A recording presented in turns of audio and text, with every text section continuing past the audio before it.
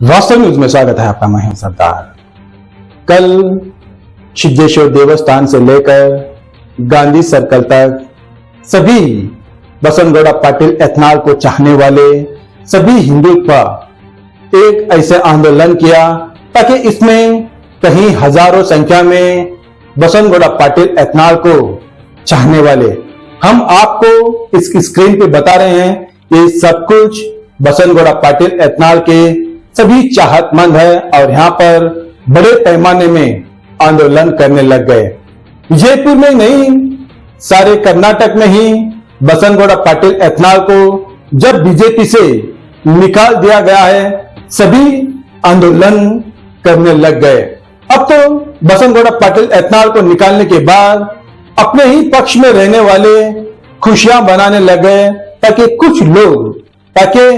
एक पक्ष में रहने वाले एक नायक, एक हिंदुत्व के लिए, एक सच्चाई के लिए लड़ने वाले बसनगौड़ा पाटिल एथनॉल को जब निकाल देते हैं, जब अपने ही पक्ष में रहने वाले कुछ लोग उन्होंने मीठा बांटते हैं और जश्न बनाते हैं और खुशियां बनाते हैं। आखिर ये खुशी किस लिए? आखिर उनको एमएलए से तो नहीं निकाल दिया, सिर्फ पक्ष से निकाल दिया और 3 साल उनकी राजनीति अब भी बाकी है। ताकि अब यहाँ पर सिर्फ पक्ष से निकाल देने के बाद यहाँ पर कुछ लोग खुशियां बनाने लग गए ताकि हमारे विजयपुर शहर के लोग यही सवाल उठाए। बीजेपी के पक्ष में रहने वाले कुछ लोग यहाँ पर जश्न बनाए, खुशी बनाए। ये अपने हिंदुत्व के लिए नहीं हो सके, अपने पक्ष के ना हो सके, ये और किसके क्या हो सकते हैं?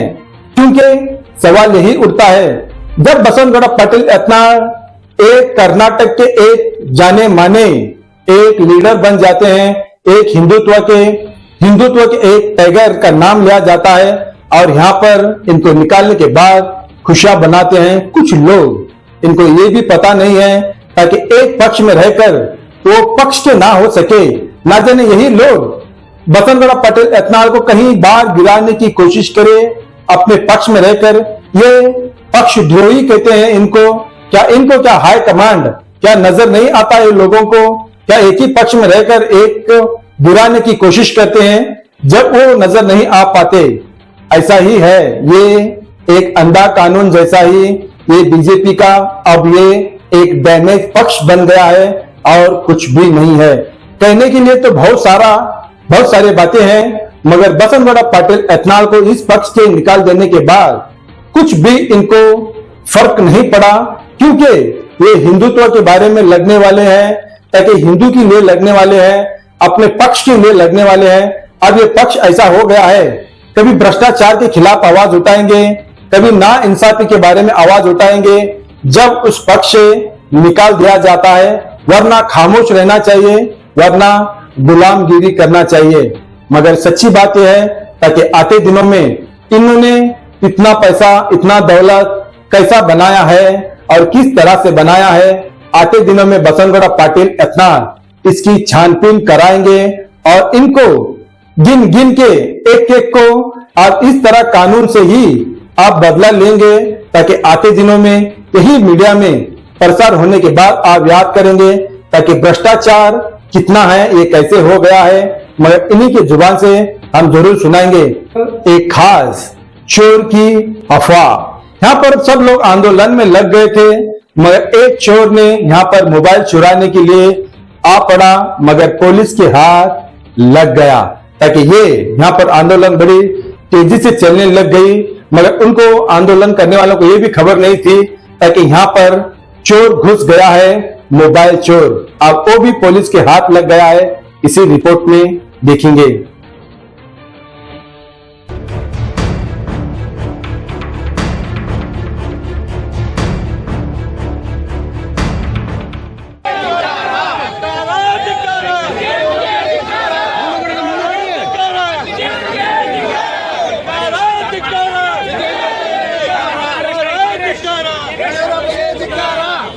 ಸೊಕಸ್ ಬರ್ರಿ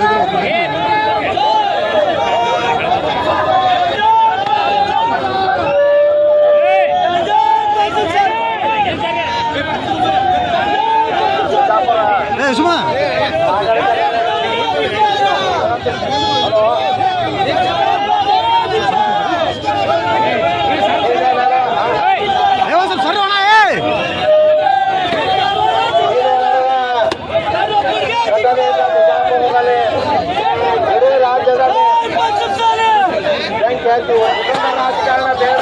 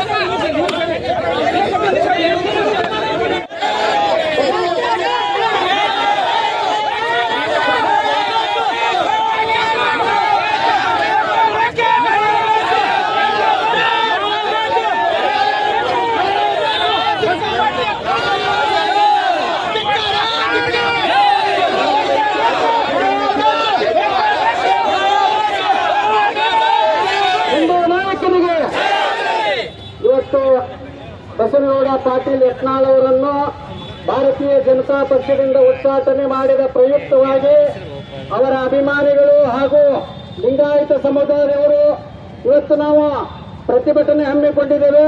ಆ ಪ್ರತಿಭಟನೆ ಕೆಲವು ಗಂಟೆಗಳಲ್ಲಿ ತಮ್ಮೆಲ್ಲರಿಗೂ ಗೊತ್ತಾಗಿ ಇಷ್ಟೊಂದು ಜನ ಬಂದಿದ್ದಕ್ಕೆ ಮೊದಲು ತಮ್ಮೆಲ್ಲರಿಗೂ ಹೃದಯಪೂರ್ವಕ ನಮಸ್ಕಾರವನ್ನು ತಿಳಿಸಿಕೊಳ್ಳುತ್ತೇವೆ. ಇದು ಏನು ತೋರಿಸ್ಕೊಡ್ತಾ ಇದೆ ಅಂದ್ರೆ ಬಸನಗೌಡ ಮತ್ತು ಭ್ರಷ್ಟಾಚಾರ ಮುಕ್ತ ಇರಬೇಕಂತ ಹೇಳ್ತಾರೆ. ಬಸನಗೌಡರು ಏನ್ ಕೇಳಿದ್ರೆ ಅವರು ಕೇಳಿದ್ದೆ ಅದೇ ಉದ್ದೇಶ. ಭ್ರಷ್ಟಾಚಾರ ನಿರ್ಮೂಲನೆ ಆಗಬೇಕು.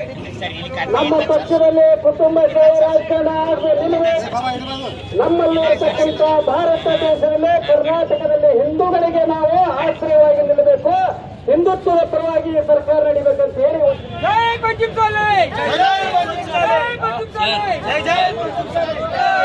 ಭಾರತೀಯ ಜನತಾ ಪಕ್ಷದಿಂದ ಮತ್ತು ಬಸನಗೌಡ ಪತ್ನಿ ಯತ್ನಾಳ್ ಅವರ ಅಭಿಮಾನಿ ಬಳಗದಿಂದ ಸಿದ್ದೇಶ್ವರಗುಡಿಯಿಂದ ಇಲ್ಲೇ ತನಕ ನಾಳೆ ಪ್ರತಿಭಟನೆ ಇದೆ.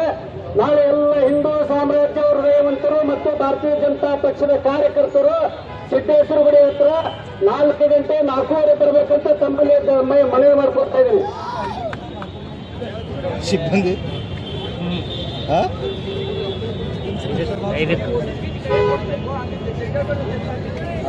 ಏನ್ ಬರೋದಕ್ಕೆ ಮತ್ತೆ ಮೂರ್ತಿ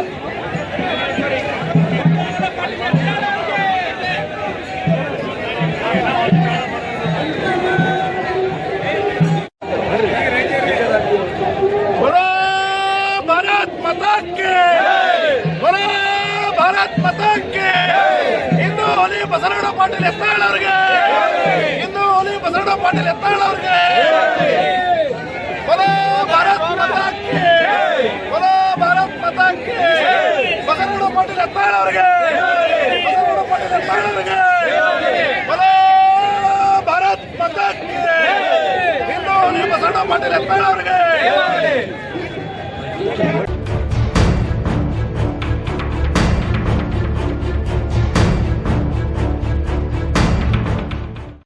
ಸಮಾಜ ಎಲ್ಲ ಹಿಂದೂ ಸಮಾಜಗಳು ಕೂಡಿ ಒಕ್ಕಟ್ಟಾಗಿ ಹೋರಾಟನ ಮಾಡಿ ವಿಜೇಂದ್ರ ಮತ್ತು ಅಪ್ಪ ಮಕ್ಕಳದು ಏನು ಕುತಂತ್ರ ನಡೆದದ ಕುತಂತ್ರನ ಬಯಲಿಗೆ ಎಳೆದಿದ್ದಕ್ಕನೇ ಇದು ಪನಿಷ್ಮೆಂಟ್ ಅವ್ರಿಗೆ. ಕುತಂತ್ರ ನಮ್ಮ ಪಕ್ಷದ ನಿಷ್ಠೆ ಕಾನೂನು ಇದ್ರ ಪ್ರಕಾರ ನಿಯಮದ ಪ್ರಕಾರ ಭ್ರಷ್ಟ ರಹಿತರ ಇರಬೇಕು, ಕುಟುಂಬ ರಹಿತ ರಾಜಕಾರಣ ಇರಬೇಕು. ಇದ್ರ ಬಗ್ಗೆ ಧ್ವನಿ ಎತ್ತಿದ್ರೆ ಅದಕ್ಕೆ ಅವ್ರ ಮೇಲೆ ಪನಿಷ್ಮೆಂಟ್ ಮಾಡ್ತಾ ಇದ್ದಾರೆ. ಇದು ಎಲ್ಲರಿಗೂ ಇಡೀ 224 ಮಂದಿ MLA ಎಲ್ಲಾ ವಿಷಯ ಗೊತ್ತದ. ನಮ್ಮ ಪಕ್ಷದ 66 ಮಂದಿಗೂ ಗೊತ್ತದ. ಆದ್ರೆ ಅವರಲ್ಲಿ ಆತ್ಮ ಧೈರ್ಯ ಇಲ್ಲ ಮಾತಾಡ್ಲಕ್ಕ. ಏನ್ ಮಾತಾಡಿದ್ರೆ ಏನ್ ಆಕತ್ತೋ ಏನ್ ಸುದ್ದಿಯೋ ಅದೆಲ್ಲ ಬಸನಗೌಡರು ಒಬ್ಬರ ಮಾತಾಡೋರು ಅವ್ರಿಗೆ ಧೈರ್ಯ ಐತಿ ಅಂತ ಹೇಳಿ ಎಲ್ಲರೂ ಒಳಗೆ ಬಿಡ್ತಾರ. ಇದು ಎಷ್ಟು ದಿವಸ ಹೋಗೋದು ಹಿಂಗೆ 2 ವರ್ಷ ಆಯ್ತು ಇದೇ ನಡೆದದ. ಮ್ಯಾಗಿನ ಅವರು ಕಣ್ಣು ಮುಚ್ಚಿಕೊತಾರ, ಗೊತ್ತಾಗೋದಿಲ್ಲ ಈ ವಿಷಯ ಎಲ್ಲ. ಎದ್ರ ಸಲುವಾಗಿ ಹೋರಾಟ? ಭ್ರಷ್ಟದ ಕೈಯಾಗ ಅಧಿಕಾರ ಕೊಡಬೇಡ್ರಿ. ಭ್ರಷ್ಟದ ಅವ್ರೇ ಅಪ್ಪ ಮಕ್ಕಳನ್ನ ಸಂಬಂಧಿಕರನ್ನ ಎಲ್ಲ ಇನ್ವಾಲ್ವ್ ಮಾಡಿ ಉಳಿದ ಕಾರ್ಯಕರ್ತರಿಗೆ ಅವಕಾಶ ಕೊಡ್ರಿ, ನಿಷ್ಠೆಯಿಂದ ಕೆಲಸ ಮಾಡ್ಲಕ್ಕ ಅವಕಾಶ ಕೊಡ್ರಿ ಅಂತ ಕೇಳಿದ್ದು ತಪ್ಪ. ಏನ್ ಬೇಕಾದ ದಿವಾಳಿ ಮಾಡ್ಯಾರ, ಎಲ್ಲರಿಗೂ ಗೊತ್ತಿದ್ದದ, ಅಂಕಿ ಸಂಖ್ಯೆ ಗೊತ್ತಿದ್ದದ. ಇವನ್ ಎಂತ ಸಾಯಿ ಹಣದಂತ ಬಾಯ ದುಡ್ಡು ಸಹಿತ ತಿಂದಾರ. ಇವೆಲ್ಲ ಗೊತ್ತಿದ್ರು ಸಹಿತ ಹೇಳಕ್ ಯಾರಿಗೆ ಬಾಯಿಲ್ಲ. ಅದನ್ನು ಇವರು ಒಬ್ರು ಧೈರ್ಯವಾಗಿ ಹೇಳಿದ್ದು ತಪ್ಪ. ಅದಕ್ಕೆ ಈ ಕಾರಣದಿಂದ ಈಗ ರಾಜ್ಯದ ತುಂಬಾ ಇಡೀ ರಾಜ್ಯನೇ ಹೊತ್ತಿ ಉರಿಲಕತ್ತದ. ಇದನ್ನ ಇಮಿಡಿಯೇಟ್ ಈಗಿಲ್ಲಿಗೆ ಇವ್ರು ತೋರ್ತ ಅದ್ರ ಬಗ್ಗೆ ಚರ್ಚೆ ಮಾಡಿ ಅದನ್ನ ವಾಪಸ್ ತಕೊಳ್ಳೋದೇ ಇದ್ರೆ ನಾಳೆ ಇದಕ್ಕಿಂತ ವಿಕೋಪ ಆಗ್ತದೆ. ದಿನಕ್ಕೆ ದಿನ 2-3 ದಿವಸನಾಗ ಯಾವ ಗುರಿ ಮುಟ್ಟಬೇಕು ಅಲ್ಲಿ ಮುಟ್ಬೇಕು.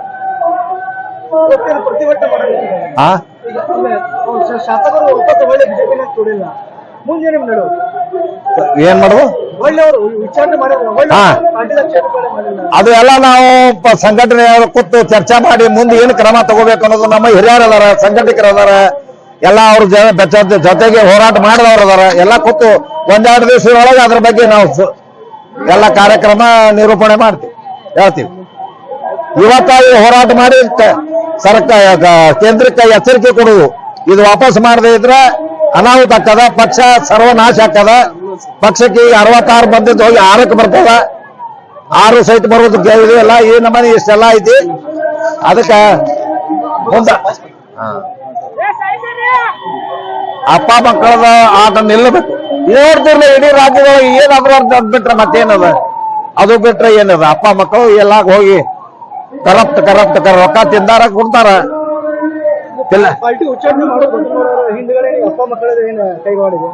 ನೂರಕ್ಕೆ ನೂರು ಅಡ್ಜಸ್ಟ್ಮೆಂಟ್ ಆಗ್ಲಾರ್ದಕ್ಕೆ ಇದೆಲ್ಲ ಇವರು ಅಡ್ಜಸ್ಟ್ಮೆಂಟ್ ಹಾಕೊಂಡು ಹೋಗಿದ್ರಂದ್ರೆ ಇವರು ಒಂದು ಅಧಿಕಾರದಾಗ ಇರ್ತಿದ್ದು. ಅಡ್ಜಸ್ಟ್ಮೆಂಟ್ ಆಗ್ಲಾರ್ದಕ್ಕೆ ಇದೆಲ್ಲ. MS ರುದ್ರಗೌಡ್ರು, ಮಾಜಿ ದ್ರಾಕ್ಷಿ ಮಂಡಳಿ ಅಧ್ಯಕ್ಷ. ಅಖಿಲ ಭಾರತ ಲಿಂಗಾಯತ ಪಂಚಮಸಾಲಿ ಮತ್ತು ಅವರ ಅಭಿಮಾನ ಬಳಗದಿಂದ ಇವತ್ತು ಪ್ರತಿಭಟನೆ ಮಾಡ್ತಾ ಇದ್ದೀವಿ. ಈ ಪ್ರತಿಭಟನೆಯ ಮೂಲ ಉದ್ದೇಶ ಅಂದ್ರೆ ನಿನ್ನೆ ಬಸನಗೌಡ ಪಾಟೀಲ್ ಯತ್ನಾಳ್ ಅವ್ರನ್ನ ಭಾರತೀಯ ಜನತಾ ಪಕ್ಷದಿಂದ ಉಚ್ಚಾಟನೆ ಮಾಡಿದ ಕಾರಣಕ್ಕಾಗಿ ಈಗ ಅವ್ರನ್ನ ಯಾಕೆ ಉಚ್ಚಾಟನೆ ಮಾಡಿದಂದು ಎಲ್ಲರಿಗೂ ಯಕ್ಷ ಪ್ರಶ್ನೆ ಕಾಣ್ತಾ ಇದೆ. ನಮ್ಮ ಭಾರತೀಯ ಜನತಾ ಪಕ್ಷದ ಅಧಿಕಾರದ ತತ್ವ ಏನ್ ಹೇಳ್ತಾ ಇದೆ ಅಂದ್ರೆ ಕುಟುಂಬಶಾಹಿ ರಾಜಕಾರಣ ಇರಬಾರ್ದು ಮತ್ತು ಭ್ರಷ್ಟಾಚಾರ ರಹಿತ ಹಿಂದುತ್ವದ ಪರವಾಗಿರ್ಬೇಕಂತ ನೀವೆಲ್ಲರೂ ಹೈಕಮಾಂಡ್ ಮತ್ತು ಇಲ್ಲಿರ್ತಕ್ಕಂಥ ರಾಜ್ಯದ ನಾಯಕರು ಹೇಳ್ತಿದ್ರಿ. ಬಸನಗೌಡರು ಏನ್ ಮಾತಾಡಿದ್ರು? ಕುಟುಂಬ ರಾಜಕಾರಣ ಇರಬಾರ್ದು, ಭ್ರಷ್ಟಾಚಾರ ನಿರ್ಮೂಲನೆ ಆಗಬೇಕು ಮತ್ತು ಹಿಂದೂಗಳ ಪರವಾಗಿ ನಮ್ಮ ಸರ್ಕಾರ ಇರ್ಬೇಕಂತ ಹೇಳಿದ್ರು ಅವರು. ಇದರಲ್ಲಿ ಏನ್ ತಪ್ಪಿದೆ? ಅವ್ರು ಯಾವತ್ತಾದ್ರೂ ಪಕ್ಷದ ವಿರೋಧವಾಗಿ ಮಾತಾಡಿದಾರಾ? ಇಲ್ಲ. ಅವ್ರು ಮಾತಾಡಿದ್ದು ಕುಟುಂಬ ಅಪ್ಪ ಮಕ್ಕಳ ಪಕ್ಷ ಆಗಬಾರ್ದು, ಭ್ರಷ್ಟಾಚಾರ ಆಗಬಾರ್ದು, ಹಿಂದೂಗಳಿಗೆ ನ್ಯಾಯ ಕೊಡಬೇಕು ಅಂತ ಹೇಳಿದಕ್ಕೆ ಇವತ್ತು ಅವ್ರಿಗೆ ಶಿಕ್ಷೆ ಏನ್ ಕೊಟ್ಟಿದ್ದೀರಿ ನೀವು? ಪಕ್ಷದಿಂದ 6 ವರ್ಷ ಉಚ್ಚಾಟನೆ ಮಾಡಿದ್ರ. ಆದ ಕಾರಣ ನಾನೊಬ್ಬ ಅಖಿಲ ಭಾರತ ಲಿಂಗಾಯತ ಪಂಚಸೇನೆ ರಾಷ್ಟ್ರೀಯ ಅಧ್ಯಕ್ಷನಾಗಿ ಹೇಳ್ತಾ ಇದ್ದೀನಿ. ಇವಾಗ ನಮ್ಮ ಕರ್ನಾಟಕ ರಾಜ್ಯದಲ್ಲಿ 1,20,00,000 ಜನಸಂಖ್ಯೆ ಹೊಂದಿದ್ದೇವೆ ನಾವು ಪಂಚಮಸಾಲಿ. ಹಾಗೆ ನಾವು ಬರೀ ಪಂಚಮಸಾಲಿಯರು ಕರ್ನಾಟಕ ರಾಜ್ಯದಲ್ಲಿ ಇಲ್ಲ, ಪಕ್ಕದ ಆಂಧ್ರದಲ್ಲಿದ್ದೇವೆ, ತಮಿಳುನಾಡದಲ್ಲಿದ್ದೇವೆ, ಕೇರಳದಲ್ಲಿದ್ದೇವೆ, ಮಹಾರಾಷ್ಟ್ರದಲ್ಲಿದ್ದೇವೆ. ಇದು ಬಸನಗೌಡ ಪಾಟೀಲ್ ಯತ್ನಾಳ್ ಅವರು ರಾಜ್ಯದ ಹಿಂದೂ ನಾಯಕ ಅಲ್ಲ, ಇಡೀ ದೇಶದ ಹಿಂದೂ ನಾಯಕ. ಅಲ್ಲಿ ಕೂಡ ಮುಂದೆ ಬರ್ತಕ್ಕಂತ ದಿನಮಾನದಲ್ಲಿ ಇವ್ರನ್ನೇನು ಉಚ್ಚಾಟನೆ ಮಾಡಿರಲ್ಲ ಅದನ್ನ ಅನುಭವಿಸಬೇಕಾಗತ್ತೆ. ನೀವು ಹೈಕಮಾಂಡ್ಗೆ ನಾವು ಎಚ್ಚರಿಕೆ ಗಂಟೆ ಕೊಡ್ತಾ ಇದೀನಿ ಇವತ್ತು. ಇದು ನಾವೇನ್ ಕೇಳ್ಕೊತಾ ಇಲ್ಲ, ಗೋಧರಿತಾ ಇಲ್ಲ, ನಾವು ಭಿಕ್ಷೆ ಕೇಳ್ತಾ ಇಲ್ಲ. ಅವ್ರು ನೀವು ತಗೊಳ್ಳೋದ್ರಿಂದ ನಿಮಗೆ ಲಾಭ ಇದೆ. ಪಕ್ಷದಿಂದ ಉಚ್ಚಾಟನೆ ಮಾಡೋದ್ರಿಂದ ಬಸನಗೌಡರಿಗೆ ವೈಯಕ್ತಿಕ ಏನೂ ಲಾಸ್ ಇಲ್ಲ, ಭಾರತೀಯ ಜನತಾ ಪಕ್ಷಕ್ಕೆ ಲಾಸ್ ಇದೆ. ಆದ ಕಾರಣ ಮುಂದೆ ನಾಳೆ ಹೊತ್ತುಂಟ್ರೆ ಜಡ್ಪಿ ಟಿಪಿ ಬರ್ತಾವು. ಅದನ್ನ ಯೋಚನೆ ಮಾಡಿಕೊಂಡು ನೀವು ಕೊಟ್ಟಂತ ಅವ್ರಿಗೇನು ಉಚ್ಚಾಟನೆ ಒಂದು ಲೆಟರ್ ಕೊಟ್ಟಿರಲ್ಲ ಅದು ಮತ್ತೊಮ್ಮೆ ಮರುಪರಿಶೀಲನೆ ಮಾಡಿ ನೀವು ಅವ್ರನ್ನ ವಾಪಸ್ಸು ಇದಕ್ಕೆ ತಗೋಬೇಕು, ಏನು ಭಾರತೀಯ ಜನತಾ ಪಕ್ಷಕ್ಕೆ ತಗೋಬೇಕು. ಇನ್ನೊಂದು ಮುಖ್ಯವಾಗಿ ಹೇಳ್ಬೇಕಂದ್ರೆ ಬಸನಗೌಡ ಪಾಟೀಲ್ ಯತ್ನಾಳ್ ಅವರು ಯಾವತ್ತೂ ನನ್ನೇ ಅಧ್ಯಕ್ಷ ಮಾಡ್ರಿ ಅಂತ ಎಲ್ಲಿ ಹೇಳಿಲ್ಲ. ಅವರು ನೀವು ಕುಟುಂಬ ನಿರ್ಮೂಲನೆ ಆಗಬೇಕು, ಕುಟುಂಬ ರಾಜಕಾರಣ, ಭ್ರಷ್ಟಾಚಾರ ಇರಬಾರ್ದು ಅಂತ ವ್ಯಕ್ತಿನ ಸಾಮಾನ್ಯ ಯಾರನ್ನಾರ ಮಾಡ್ರಿ, ಒಬ್ಬ ಹಿಂದೂನು ಮಾಡ್ರಿ ಅಂತ ಹೇಳ್ಯಾರ. ನಾನೇ ಏನದ ಅಧ್ಯಕ್ಷ ಆಗ್ಬೇಕು, ನಾನೇ ಮುಖ್ಯಮಂತ್ರಿ ಆಗ್ಬೇಕಂತ ಯಾವತ್ತೂ ಕೇಳಿಲ್ಲ. ಅವರು ಹೋರಾಟ ಮಾಡ್ತಕ್ಕಂಥದ್ದು ಒಂದೇ ಒಂದು, ಮುಂದಿನ 2028ರಲ್ಲಿ ಮತ್ತೊಮ್ಮೆ ಭಾರತೀಯ ಜನತಾ ಪಕ್ಷ ಅಧಿಕಾರಕ್ಕೆ ಬರಬೇಕಾದ್ರೆ ಒಬ್ಬ ಸರಳ ಸ್ವಾಭಾವಿಕ ಭ್ರಷ್ಟಾಚಾರ ರಹಿತ ಹಿಂದೂ ನಾಯಕನನ್ನ ನೀವು ಅಧ್ಯಕ್ಷ ಮಾಡಬೇಕಂತ ಕೇಳ್ಕೊಂಡಿದ್ದಾರೆ ಅಷ್ಟೇ. ಮತ್ತು ಮತ್ತೊಂದು ಈಗ ನಮ್ಮ ವಿಜಯಪುರ ಜಿಲ್ಲೆಯಲ್ಲಿ 16,000 ಎಕರೆ ವಕಫ್ ಆಸ್ತಿ ಆಗಿತ್ತು. ವಕಫ್ ಆಸ್ತಿಯನ್ನು ಈ ದೇಶದಲ್ಲಿ ಈ ರಾಜ್ಯದಲ್ಲಿ ಹೋರಾಟ ಮಾಡಿ ಅವ್ರು ಹೆಂಗ ಇದು ತಗೋತಾ ಇರೋ ಅಂತ ಅವ್ರು ಏನದ ಈ ರಾಜ್ಯಕ್ಕೆ ನಮ್ಮ ಹಿಂದೂಗಳಿಗೆ ತಿಳಿಸಿಕೊಟ್ಟಂತ ಏಕೈಕ ವ್ಯಕ್ತಿ ಅಂದ್ರೆ ಅದು ಬಸನಗೌಡ ಪಾಟೀಲ್ ಯತ್ನಾಳ್ ಅವರು. ನಮ್ಮ ಜಗದಂಬಿಕಾ ಪಾಲ್ ಅವರು ಈ ವಕಫ್ ಆಸ್ತಿಯ ಅಧ್ಯಕ್ಷರು, ಅವರು ಕೂಡ ಸೇವೆ ಕೊಟ್ಟರು. ಬಸನಗೌಡ ಪಾಟೀಲ್ ನೇತೃತ್ವದ ಟೀಮ್ ಏನು ವಕಫ್ ಆಸ್ತಿ ಬಗ್ಗೆ ಹೋರಾಟ ಮಾಡಿರಲ್ಲ ಅದ್ರ ಬಗ್ಗೆ ಪ್ರಶಂಸೆ ಮಾಡಿ ನೀವು ಮಾಡಿದ ಒಳ್ಳೆಯ ಕೆಲಸ. ಇಡೀ ದೇಶದಲ್ಲಿ ಇರ್ತಕ್ಕಂತ ಹಿಂದೂಗಳ ಒಂದು ಉಳಿವಿಗಾಗಿ ಹೋರಾಟ ಮಾಡಿದ್ದು ನೀವು. ಇಡೀ ಹಿಂದೂಗಳ ಮಠಮಾನ್ಯರ ಶಾಲೆ ಕಾಲೇಜುಗಳ ಆಸ್ತಿಗಳನ್ನು ಉಳಿಸಲಿಕ್ಕೆ ಹೋರಾಟ ಮಾಡಿದ್ದು ಒಳ್ಳೆಯ ಹೋರಾಟ ಮಾಡಿದ್ರಂತೇಳಿ ಜಗದಂಬಿಕಾ ಪಾಲ್ ಅವರು ಕೂಡ ಇವರ ಟೀಮಿಗೆ ರಮೇಶ್ ಜಾರಕಿಹೊಳಿ ಇರಬಹುದು, ಲಿಂಬಾವಳಿ ಇರಬಹುದು, ಸಿದ್ದೇಶ ಬಿಪಿ ಹರೀಶ್ ಇರಬಹುದು, ಸಂತೋಷ್ ಇರಬಹುದು, ಇವರು ಕುಮಾರ್ ಬಂಗಾರಪ್ಪ ಇರಬಹುದು, ಬಸನಗೌಡರು ಒಳಗೊಂಡಂತ ವಕಫ್ ಹೋರಾಟಕ್ಕೆ ಇವರಿಗೆ ಎಲ್ಲಿಲ್ಲದ ಒಂದು ಶಾಬಾಷ್ಗಿರಿ ಕೊಟ್ಟಂತವ್ರು ಯಾರಂದ್ರೆ ಜಗದಂಬಿಕಾ ಪಾಲ್. ಆದ ಕಾರಣ ಇಂಥ ವ್ಯಕ್ತಿಗಳನ್ನು ಇವತ್ತು ನೀವು ಉಚ್ಚಾಟನೆ ಮಾಡ್ತೀರಾ? ನಿಮಗೆ ಭಾರತೀಯ ಜನತಾ ಪಕ್ಷ ಅಧಿಕಾರಕ್ಕೆ ಮತ್ತೊಮ್ಮೆ ಬರೋದು ನಿಮಗೆ ಇಷ್ಟ ಇಲ್ವಾ? ಏನಂತ ನೀವು ಅವ್ರನ್ನ ಉಚ್ಚಾಟನೆ ಮಾಡಿದ್ದು? ಇವರು ಜನಗಳ ಪರವಾಗಿ ಪ್ರಶ್ನೆ ಕೇಳಿದ್ದಕ್ಕ, ಜನಗಳ ಹಿಂದೂಗಳ ಪರವಾಗಿ ಹೋರಾಟ ಮಾಡಿದ್ದಕ್ಕ, ಭ್ರಷ್ಟಾಚಾರ ನಿರ್ಮೂಲನೆ ಮಾಡೋದಕ್ಕ, ಅಪ್ಪ ಮಕ್ಕಳಿಂದ ಪಕ್ಷ ಏನದ ನಿರ್ಮೂಲನೆ ಮಾಡಿ ಅಂದದಕ್ಕ ನೀವು ಯಾವ್ದಕ್ಕಾಗಿ ಮಾಡಿದ್ರೆ ಮತ್ತೊಮ್ಮೆ ಪರಿಶೀಲನೆ ಮಾಡಿ ಇನ್ನು 24 ಗಂಟೆಯಲ್ಲಿ ನೀವು ಅವ್ರನ್ನ ವಾಪಸ್ ತಗೊಂಡಿದ್ದೆ ಆದ್ರೆ ಈ ರಾಜ್ಯದಲ್ಲಿ ಏನೂ ಆಗುವುದಿಲ್ಲ. ಇಲ್ಲ ಅಂದ್ರೆ ಈ ರಾಜ್ಯದಲ್ಲಿ ಹಿಂದೂಗಳ ಒಂದು ಬೆಂಕಿ ಹತ್ತಿ ಉರಿತದೆ. ಆ ಬೆಂಕಿ ಹತ್ತಿ ಉರಿದಕ್ಕೆ ಎಲ್ಲರೂ ಕಾರಣೀಭೂತರು ನೀವೇ ಆಗ್ತೀರಿ ಅಂತ ನಾನು ಘಂಟಾಘೋಷವಾಗಿ ಹೇಳ್ತಾ ಇದ್ದೀನಿ. ಡಾಕ್ಟರ್ ಬಸನಗೌಡ ಪಾಟೀಲ್ ನಾಗರಹೊಳಿ, ಅಖಿಲ ಭಾರತ ಲಿಂಗಾಯತ ಪಂಚಮಸಾಲಿ ರಾಷ್ಟ್ರೀಯ ಪಂಚಸೇನಾ ಅಧ್ಯಕ್ಷ. ನೋವಾಗಿದ್ದು ಕೂಡಲೇ ಅವರನ್ನು ಮತ್ತೆ ಬಿಜೆಪಿ ಸೇರ್ಪಡೆ ಮಾಡಬೇಕು. ಇಲ್ಲ ಅಂದ್ರೆ ಇಡೀ ಕರ್ನಾಟಕದಲ್ಲಿ ಪೂರಾ ಬೆಂಕಿ ಹಚ್ಚಿ ಬೃಹತ್ ಪ್ರತಿಭಟನೆ ಮಾಡ್ತೀವಿ. ಇಲ್ಲಿ ಹಳ್ಳಿಯಿಂದ ದಿಲ್ಲಿವರೆಗೂ ರಸ್ತೆ ತಡೆ ಮಾಡಿ ಪ್ರತಿಭಟನೆ ಮಾಡಬೇಕಾಗುತ್ತೆ. ಬಿಜೆಪಿಯನ್ನ ಉಳಿಗಾಲಿಲ್ಲ. ದಯಮಾಡಿ ಹೈಕಮಾಂಡ್ ಅಮಿತ್ ಶಾ ಅವರಿಗೆ ಮನವಿ ಮಾಡ್ತೀವಿ, ಈಗಲೇ ಎಚ್ಚೆತ್ತುಕೊಂಡು ಬಿಜೆಪಿಗೆ ಮರಳಿ ಯತ್ನಾಳ್ ಅವರನ್ನು ತಗೋಬೇಕಂತ ಮನವಿ ಮಾಡ್ತೀವಿ. ಸಂತೋಷ್ ಮುಂಜಾನೆ, ಪಂಚಸೇನೆ, ವಿಜಯಪುರ ನಗರ.